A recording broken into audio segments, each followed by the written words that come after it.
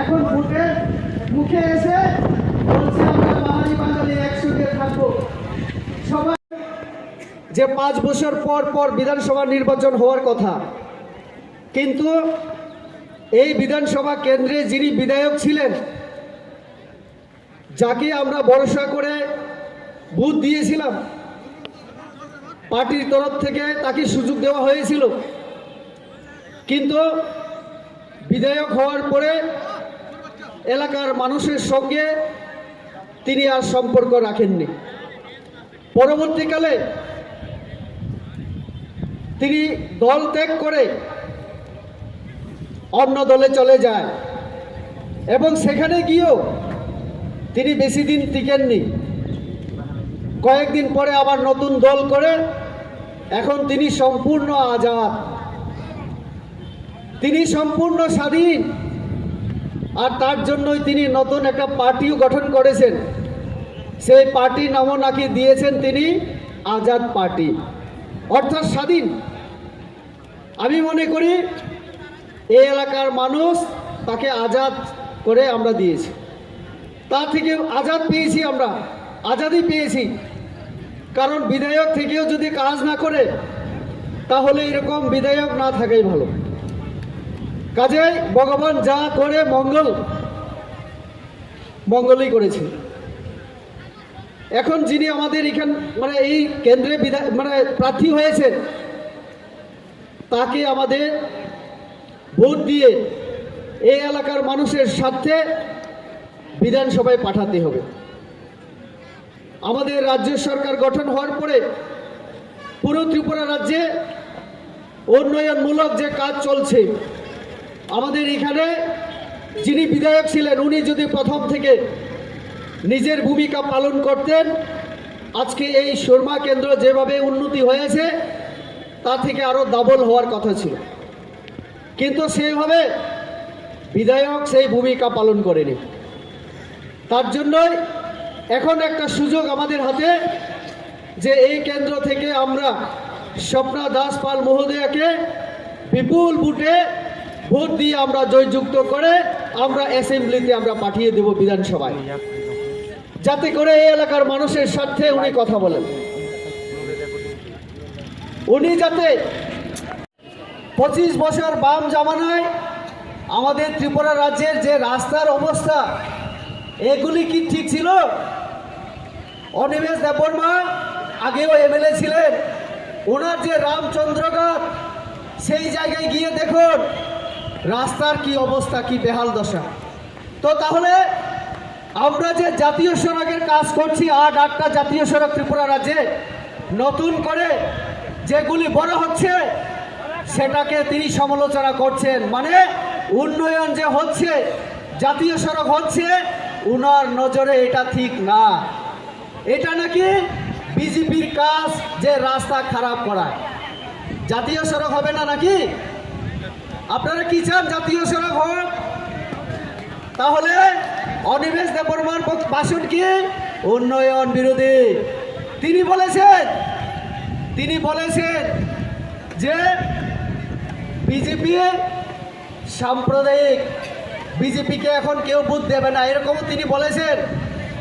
আমি বলতে চাই অনিমেষ বাবু, আপনি পরিষ্কার করুন আপনার গ্রেটার ত্রিপুরা লেন্ডে শুধু ত্রিপুরাসারা থাকবে না বাঙালি সহ সব জাতি অংশের মানুষ থাকতে পারবে?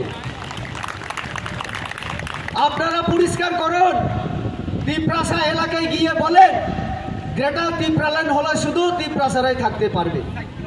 আর তিনিই তো বলেছেন পাহাড়ি বাঙালি ভাই ভাই সুযোগ পেলে, জানেন তো কি বলেছেন?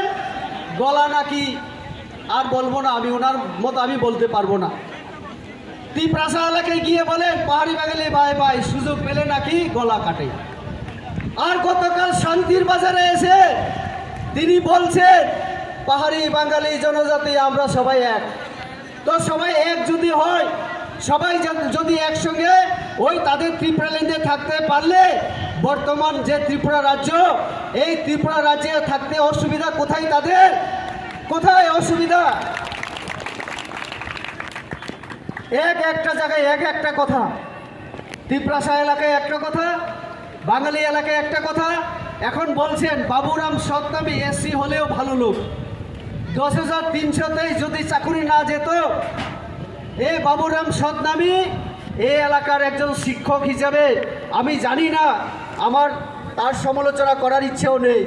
আমি জানি না আপনারা যারা এই এলাকার উনার সম্প্রদায়ের লোক, আপনারা বিচার করুন উনি ব্যক্তি হিসাবে এই সমাজকে তোলার জন্য কতটুকু উনি অবদান রেখেছেন। বড় নেতৃত্ব ছিলেন তিনি, আইপিএফটি ত্যাগ করে এখন আমাদের বিজেপিতে জনজাতি মোর্চার রাজ্য সহসভাপতি। উন্নয়নের জন্য তিনি এসছেন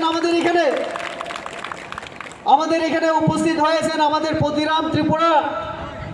উনিও একটা সময় সিপিএমে ছিলেন, তিনি লাল মাথায় যাননি, কিন্তু তিনি পিএম হিসেবে কাজ করেছিলেন। তিনি বিশ্বাস করেন যে বিজেপি উন্নয়ন করতে পারে, তার জন্য বিজেপিতে এসেছেন ওনারা যদি ওই মাথাতে যেতেন তাহলে লাল মাথা হয়ে যেত। কাজে ওনারা সন্ত্রাস বিশ্বাস করেন না, তার জন্য শান্তির পার্টিতে এসছেন, উন্নয়নের পার্টিতে এসছেন। আর সেই লাল মাথা রামপদবাবু স্বাস্থ্য শিবির করার জন্য সরকারি প্রোগ্রামে আমাদের সিমলায় গিয়েছিলেন, তাকে জুতা মেরেছে, কাদা মেরেছে, তারপরে আক্রমণ করেছে। এইটা হচ্ছে উন্নয়ন বিরোধীর উদাহরণ। তারা উন্নয়ন চায় না, তারা সন্ত্রাস বিশ্বাস করে। কাজে অনিমেষ বাবু যে কথা বলেছেন ওইটা মানায় আপনাদের, বিজেপিকে এই কথা বলার প্রয়োজন নেই। অনিমেষ বাবু আরেকটা কথা বলেছেন, যেটা আমি আমার ফেসবুকের পেজে আমি লিখেছি। উনি ভাষণে বলেছেন বিজেপি নাকি উন্নয়ন বিরোধী। আপনারা চিন্তা করে দেখবেন আজকে যারা এসছেন এখানে, আমাদের প্রধানমন্ত্রী যখন 2018 নির্বাচনের সময় এসেছিলেন, প্রচারে তিনি বলেছিলেন আমাদের এই রাজ্যে যদি বিজেপি সরকার প্রতিষ্ঠিত হয় তাহলে আমি হীরা দেব। হীরা মানে H for highway, I for internet, R for railway এবং এ ফর এয়ারওয়ে। অর্থাৎ জাতীয় সড়কের কথা বলেছিলেন, জাতীয় সড়ক দেবেন। আরও একটাই মাত্র জাতীয় সড়ক ছিল আমাদের, 44 ন্যাশনাল হাইওয়ে জাতীয় সড়ক। এখন আমাদের এই 44 জাতীয় সড়ক, এটা এখন 8 নম্বর জাতীয় সড়ক। এবং এই সড়ক ধর্মনগর থেকে আগরতলা সাবরুম, তার মানে কাজ হচ্ছে, ডাবল লেনের জন্য কাজ হচ্ছে। গতকাল অনিমেষ বাবু বলেছে যে এই মানে উনি বলেছেন যে গিয়ে দেখুন 18 মোড়া রাস্তার কি বিশ্রী অবস্থা, নাকি সুন্দর সুন্দর গাড়ি নাকি বিশ্রী হয়ে যায়। তিনি বলেছেন যে 18 মোড়া রাস্তা নাকি খুব করুণ অবস্থায়, সুন্দর সুন্দর গাড়ি নাকি বিশ্রী হয়ে যায়। আমি ওনাকে বলতে, পার্টি সেখানে যে নেতৃত্বরা আলোচনা করেছে তাদের অনেকটা ভাষণ আমি শোনার আমার সুযোগ হয়েছে। আমি মনে করি ওই পার্টির যে সিম্বল, যে চিহ্ন, প্রতীক চিহ্ন কি আনারস তো না। আমাদের সরকার গঠন হওয়ার পরে বিপ্লবদার হাত দিয়ে আনারস আমাদের এই রাজ্যের জাতীয় মানে রাজ্য ফল হিসেবে পরিচিতি লাভ করে, ঠিক না? এই আনারসকে আজকে সারা পৃথিবীর মানুষ জানে যে ত্রিপুরা রাজ্যের কুইন পাইন আপেল খুব মিষ্টি, সুস্বাদু। এই যে পরিচিতি, এই পরিচিতি আনারসের আমাদের বিজেপি সরকারের মাধ্যমে হয়েছে। এর আগেও আনারসের উৎপাদন আমাদের এই ত্রিপুরা রাজ্যে হতো, উৎপাদন হলেও বাজারজাত করা, বিক্রি করা বিদেশে তার সুযোগ ছিল না। আমাদের কৃষকদের আয় দ্বিগুণ করার জন্য আমাদের রাজ্য সরকার সিদ্ধান্ত নেয় যে কৃষকরা যেহেতু উৎপাদন করে অনেক ফসলের মধ্যে, তার মধ্যে আনারস একটা। কাঁঠালও যাচ্ছে, এখন লেবুও যাচ্ছে, কিন্তু আনারস আমাদের দুবাই থেকে শুরু করে বিদেশে বিভিন্ন জায়গায় রপ্তানি হচ্ছে। পরিচিতি আর এই আনারস আজকে ওই একটা দলের প্রতীক চিহ্ন। তারা বাধ্য হয়েছে আনারসকে প্রতীক চিহ্ন হিসাবে নিতে, কারণ এটা সারা বিশ্বের মানুষ জানে। আর একজন নেতার গলায় আমি গতকাল দেখেছি, আমি তার নাম দিয়েছি কিং পাইন আপেল বাবু। কিং পাইন আপেল বাবু গলায় ঝুলিয়ে তিনি গতকাল চিৎকার করে করে বলছিলেন আনারসে ভোট দেওয়ার জন্য। গলায় কিন্তু কাঁটা লাগিয়েছেন উনি, ফুলের মালা কিন্তু দেননি। কয়েকদিন পরে উনি বুঝতে পারবেন উনি গলায় তিনি কাঁটা লাগিয়েছিলেন। এই আনারস বাবুর পরিচয় কি?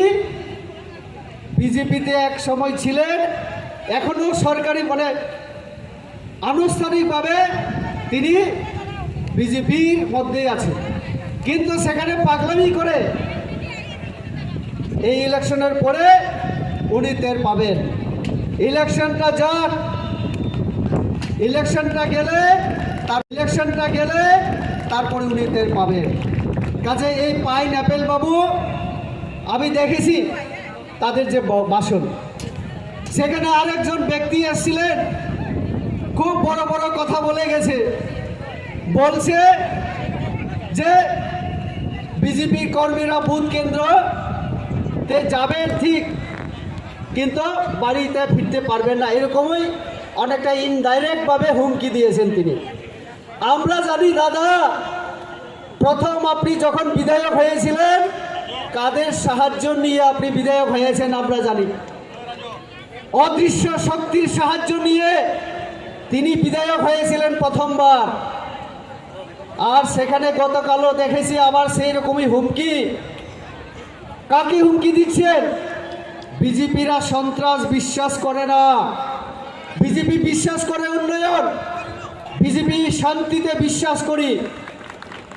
কাজে সন্ত্রাস তৈরি যারা করে তাদের জন্য এই কথা মানায়, এই কথা তাদেরকে বলা উচিত আমাদের, কারণ তারা সন্ত্রাস করে।